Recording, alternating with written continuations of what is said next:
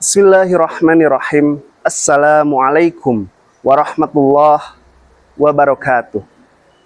Sahabat BITV rahimakumullah, kita telah memasuki bulan Rajab, bulan yang memiliki kemuliaan dalam Islam. Karena banyak terjadi peristiwa penting dalam bulan ini, yang salah satunya adalah peristiwa Isra dan Mi'rajnya Rasulullah, dan menerima sebuah perintah yang langsung Allah berikan, tidak melalui perantara malaikat Jibril, yaitu sholat. Maka dari itu, saya ingin mengajak sahabat semua untuk merenungi ibadah tersebut. Mengingat ibadah tersebut adalah sebagai salah satu hal yang terpenting dalam kehidupan seorang mukmin. Sesuai dengan sabda Rasulullah SAW, "Awwalu ma yuhassabu alaihil abdu as-shalah. Fa in saluha sairu amalih, wa in fasada sairu amalih." Artinya yang pertama kali dihisab dari amalan seorang hamba adalah sholat. Jika sholatnya baik, maka baiklah seluruh amalannya. Dan jika sholatnya rusak, maka rusaklah seluruh amalannya. Hadis ini begitu menekankan akan pentingnya sholat sebagai pondasi amalan Islam. Jika sholat dilakukan dengan baik dan benar, maka amalan lainnya juga akan menjadi baik. Dan sebaliknya, jika sholat tidak dilakukan dengan baik, maka amalan-amalan lainnya juga akan terpengaruh. Jadi, sholat bukan hanya sekedar ritual harian, tetapi merupakan cara menjaga keterhubungan kita dengan Allah Subhanahu wa Ta'ala.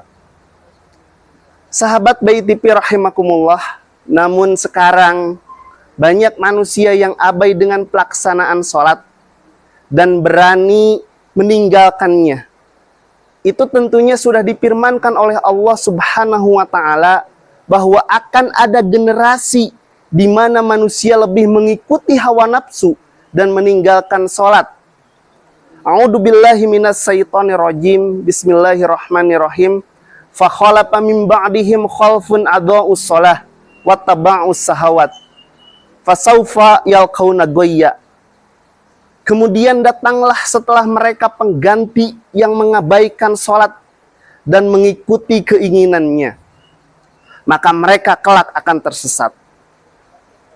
Atau mungkin ada yang mengerjakan sholat namun hanya dijadikan sebagai rutinitas atau kewajiban belaka, tanpa memahami makna dan esensinya, sehingga terjadi kesalahan-kesalahan seperti tidak khusyuk, sholat dilakukan dengan cepat tanpa memahami bacaan dan gerakannya, menunda-nunda sholat hingga akhir waktu, walau Allah sudah ingatkan, fawailul lil musallin, maka celakalah orang yang sholat, alladzina hum an sholatihim sahun, yaitu orang-orang yang lalai terhadap sholatnya.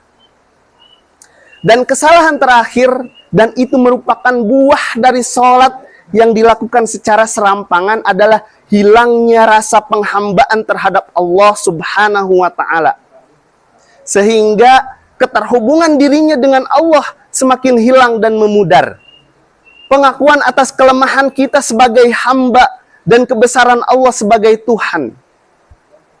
Sahabat BITV rahimakumullah, mari kita pahami kembali makna dan esensi dari sholat, agar kita tidak termasuk ke dalam golongan yang disebutkan sebelumnya, dan kita mampu membenahi serta keluar dari kesalahan-kesalahan yang sering terjadi dalam pelaksanaan sholat.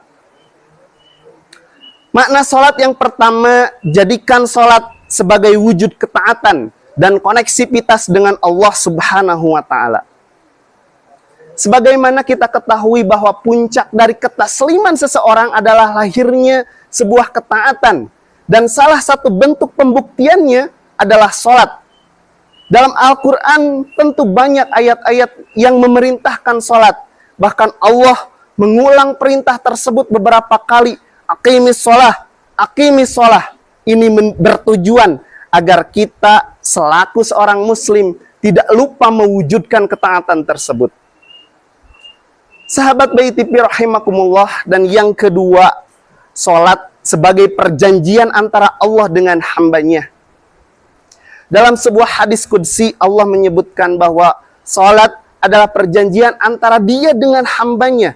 Jika seorang hamba benar melaksanakan salatnya, maka Allah akan memenuhi kebutuhannya.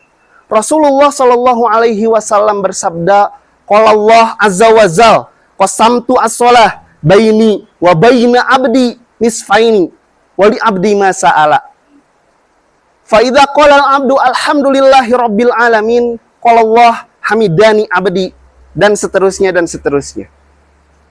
Allah berfirman, "Aku telah membagi salat antara aku dan hambaku menjadi dua bagian, dan bagi hambaku apa yang ia minta. Ketika hamba berkata, alhamdulillahirabbil alamin, Allah berfirman, hambaku telah memujiku." Hadis riwayat Muslim. Hadis ini menunjukkan bahwa sholat merupakan dialog personal antara seorang hamba dengan Tuhannya.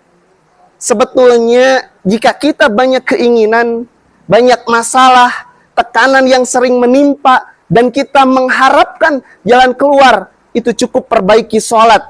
Dan dengan itu Allah akan perbaiki hidup dengan membereskan masalah-masalah kita satu persatu.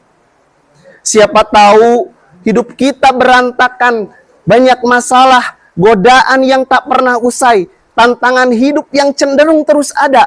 Mungkin ini diakibatkan karena kita masih lalai dalam mengerjakan sholat dan enggan meminta pertolongan kepada Allah sebagai sebaik-baik penolong. Sahabat Bayi TV rahimakumullah, dan yang ketiga, sholat yang dilakukan dengan benar tentu akan membawa keberkahan dalam hidup kita. Allah Subhanahu wa taala berfirman, "Wa'mur ahlaka bis-shalah wastabir 'alaiha. La nas'aluka rizqa, nahnu narzuquka wal 'aqibatu lit-taqwa." Dan perintahkanlah keluargamu melaksanakan sholat dan sabar dan mengerjakannya.